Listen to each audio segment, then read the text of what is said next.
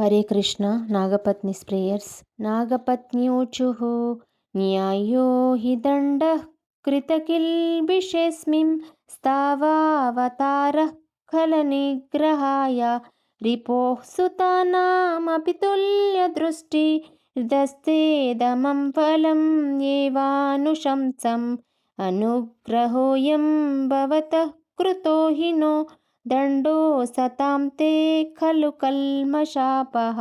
यद्दण्डशूकत्वममुष्य देहिनः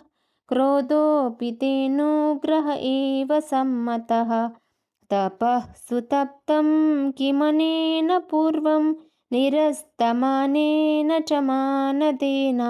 धर्मोऽधवा सर्वजनानुकम्पया यतो भवांस्तुषति सर्वजीवः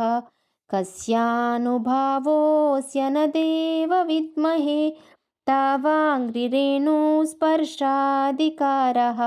यद्वाञ्छया श्रीललनाचरत्तपो विहाय कामान् सुचिरं धृतव्रता नानाकपृष्ठं न च सार्वभौमं न पारमेष्ट्यं न रसाधिपत्यं न योगसिद्धिरपुनर्भवं वा वाञ्छन्ति यत्पादरजः प्रपन्नाः तदेशनाधापदुरापमन्यै स्तमोजनिः क्रोधवशोऽप्यहीशः संसारचक्रे भ्रमतः शरीरिणो यदिच्छतस्याद्विभवः समक्षः नमस्तुभ्यं भगवते पुरुषाय महात्मने भूतावासाय भूताय पराय परमात्मने ज्ञानविज्ञाननिधये ब्रह्मणेऽनन्तशक्तये अगुणाय विकाराय नमस्ते प्राकृताय च कालाय कालनाभाय कालावयवसाक्षिणे विश्वाय तदुपद्रष्ट्रे तत्कर्त्रे विश्वहेतवे भूतमातीन्द्रियः प्राणा मनोबुद्ध्याशयात्मने त्रिगुणेनाभिमानेन गूढस्वात्मानुभूतये नमोऽनन्ताय सूक्ष्माय कूटस्थाय विपश्चिते नानावादानुरोधाय वाच्यवाचकशक्तये नमः प्रमाणमूलाय कवये शास्त्रयोनये प्रवृत्ताय निवृत्ताय निगमाय नमो नमः नमः कृष्णाय रामाय वसुदेवसुताय च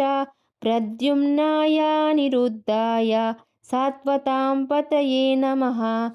नमो गुणप्रदीपाय गुणात्मच्छादनाय च गुणवृत्त्युपलक्षाय गुणद्रष्ट्रे स्वसंविदे अव्याकृतविहाराय सर्वव्याकृतसिद्धये ऋषिकेश नमस्तेस्तु मुनये मौनशीलिने परावरगतिज्ञाय सर्वाध्यक्षाय ते नमः अविश्वाय च विश्वाय तद्द्रष्ट्रेस्य च हेतवे त्वं ह्यस्य जन्मास्थितिसंयमान् विभो गुणैरनिहो कृतकालशक्तिदृक् तत्तत्स्वभावान् प्रतिबोधयन् सतः समीक्षयामोघविहार ईहसे तस्यैव ते मूस्तनवस्त्रिलोक्यां शान्ता अशान्ता उत मूढयोनयः शान्ताः प्रियास्ते ह्यधुना वितुं सतां